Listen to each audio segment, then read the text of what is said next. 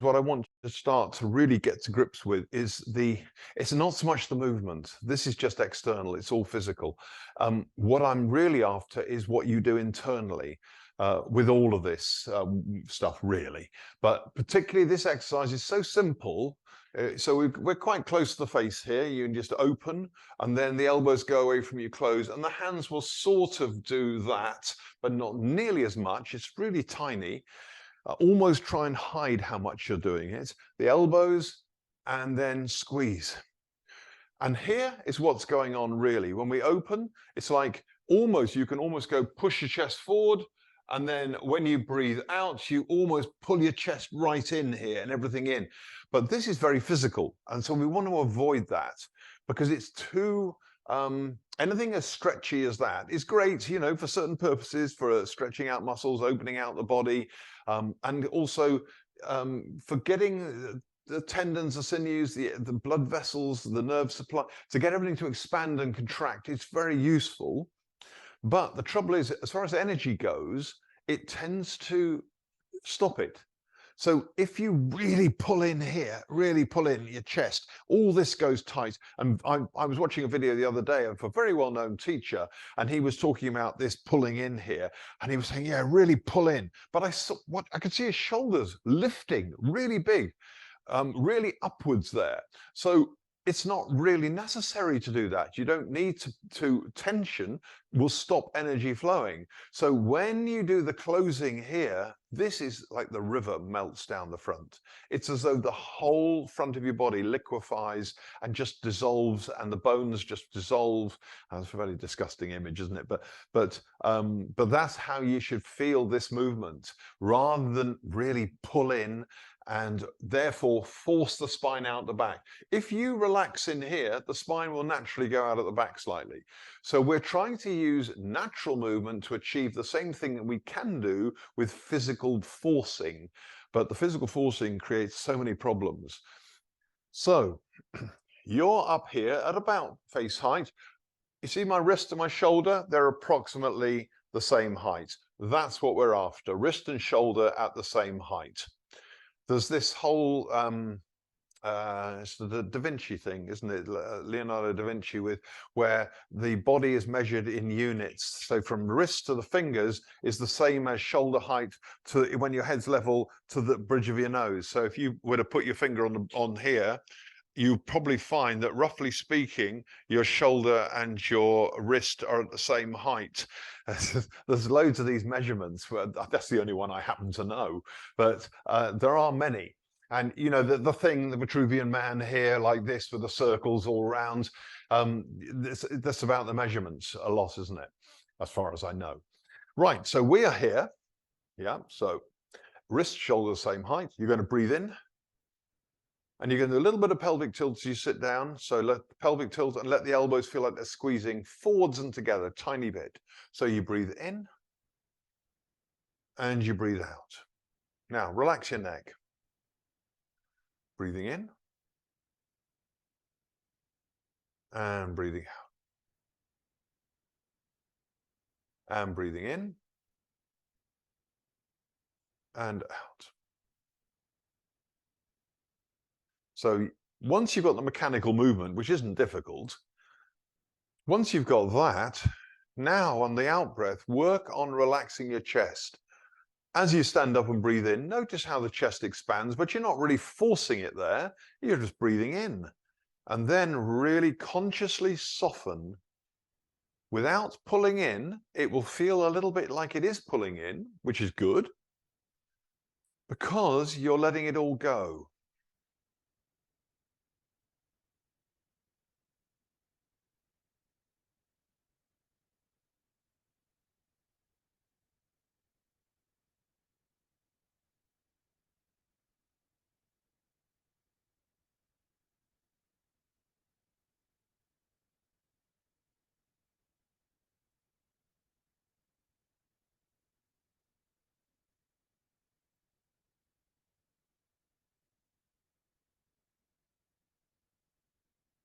So we are using one movement out of the Sun style Tai Chi form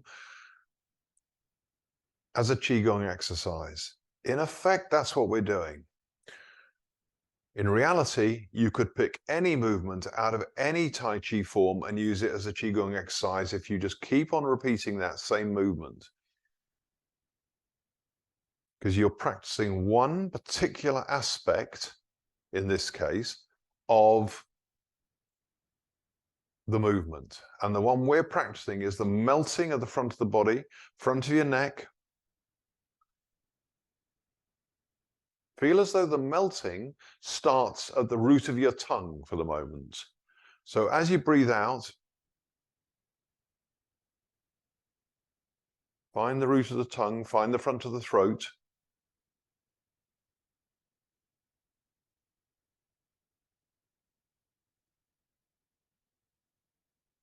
So this is a pelvic tilt. You must get that in.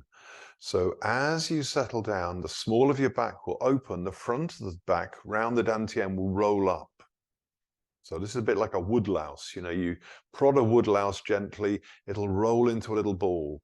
That's the feeling you want with the lower part of your body, the pelvis, around your dantian.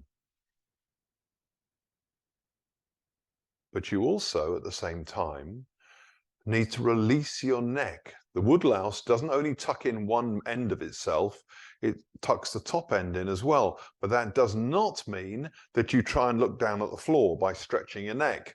All it means is that you release the neck, because by tucking under like this, the spine actually opens low down.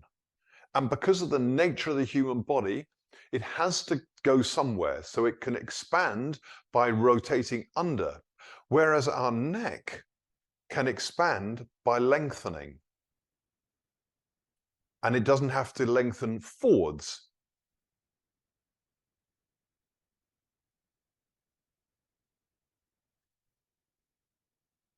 So any one of you who does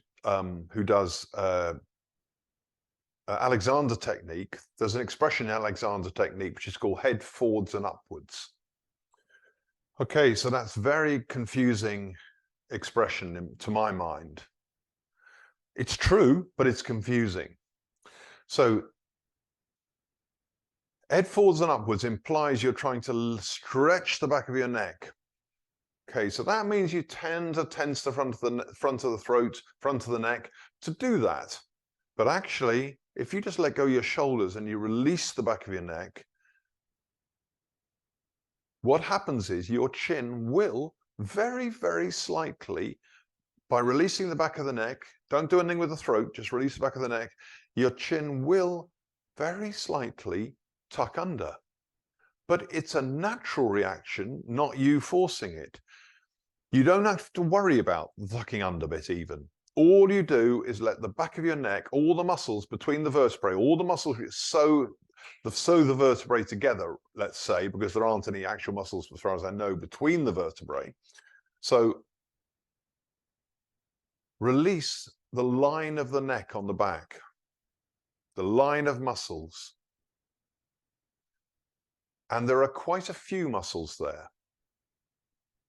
There's the two major muscles which support either side of the spine, but there are also lots of tiny little muscles which connect your neck to the back of the skull. Very strong, quite wide, some of them, muscles. Good. Relax. So if you put your fingers, find the base of your skull here, and if you just prod in here, you'll feel a couple of quite tight, well, tight simply because they're holding your head upright, those muscles there. So there's a couple of little muscles there called the rectus capitis femoris muscles.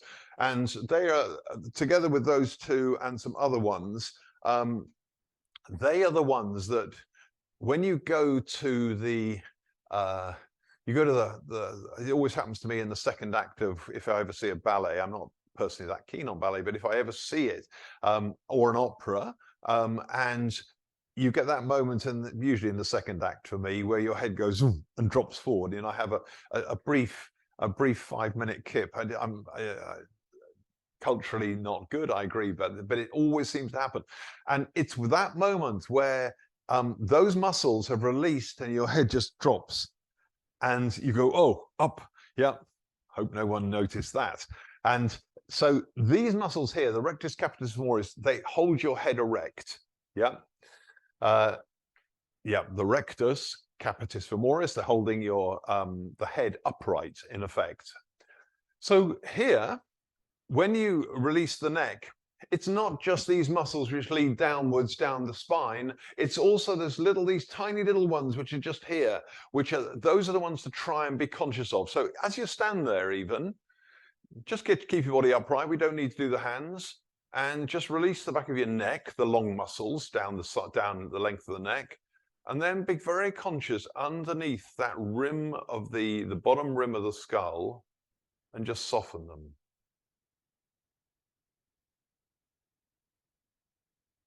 So it's those ones, yeah. So when we do tucking under, these muscles at the back always need to let go, down the length of the neck, but also here. And your neck, whilst we're at it, finishes at cervical 7, which is the bumpy one, the bumpy vertebrae. When you tip your head forward, that's C7 if you find it.